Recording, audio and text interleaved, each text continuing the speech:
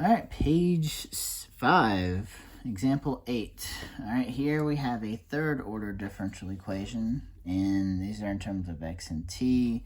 So I can go ahead and say, oh, hey, this is x triple prime minus x double prime minus 4x equals 0. Substitute for our m's, I get m cubed minus m squared minus 4, and that equals 0. And so once again, what you could do, you could plug this into your graphing calculator to find your real zeros. Again, I'm going to use p's and q's, so p over q. Again, q, leading coefficient of 1, so just divide all the factors of 4. So I'm going to get plus or minus 1, plus or minus 2, and plus or minus 4. And now I'm going to use synthetic division again, and hopefully I picked the right one. I'm going to say 2. I'm going to just try 2 and see if that works. So I get 1, negative 1. Now, if you're using synthetic division, you need to realize, oh, hey, I'm missing an m, so then I put a 0 there, and then I have negative 4. Use synthetic division, bring the 1 down, multiply, add, bring that 1 down, multiply by 2, add, I get 2, multiply, and I get 4. And look, I'm lucky again, and so I get 0. So that means I have my m sub 1, all right, and I know that that's going to be 2. So that means my first solution is just e to the 2x. Now, let's see what's left. I have m squared plus m plus 2, which looks like is not going to be one that is going to be factorable. So what I'm going to do is I'm going to use the quadratic formula for this to see what my solutions would be. And so now I go up, and I'm going to say m is equal to b, negative b, which is negative 1, plus or minus the square root of b squared, which is 1, so 1 squared is 1, minus 4 times 1 times 2, which is going to be 8. And this is all going to be over 2 times a, which is just 2. So that means that my m is just going to be negative 1/2 plus or minus, looks like it's going to be I square roots of 7. That's not a 7. Square root of 7 over 2.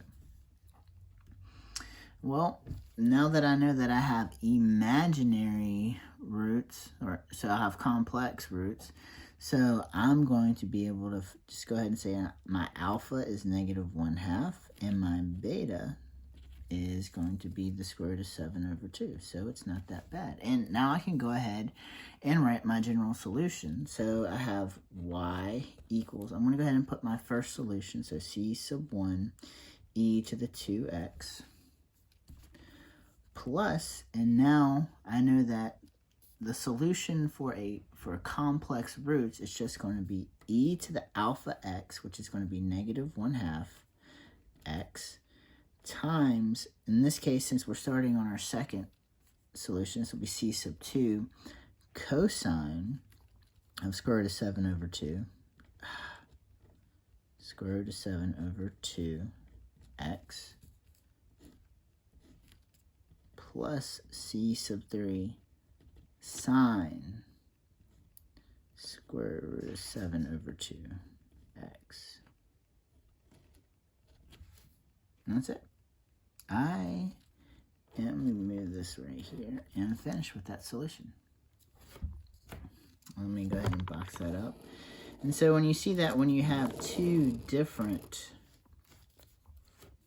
types of solutions where here we have a real root and here we have complex roots, it's just a combination of the two that we have. All right, let's look at example 9. So here we have y triple prime minus 6y double prime plus 12y prime minus 8y equals 0.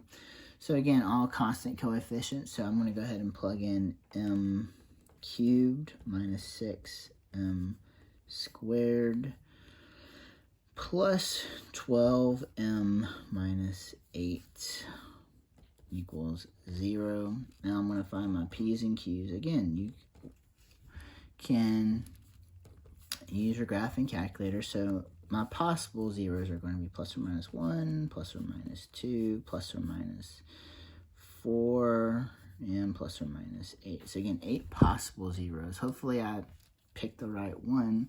You know what? 2's worked before. Let's see if 2 will work again. So I plug into, using synthetic division, I get 1 minus 6, 12, negative 8. Bring down the 1, multiply, get 2. Add, get negative 4, and multiply, get negative 4. Add, get 4. 2 times 4 is 8. And guess I am lucky again, and I found a root. And so I have m sub 1 is equal to 2. That means my first solution is just going to be e to the 2x. Now to find my other two solutions, I'm going to go ahead and look at my quadratic equation that's made after synthetic division.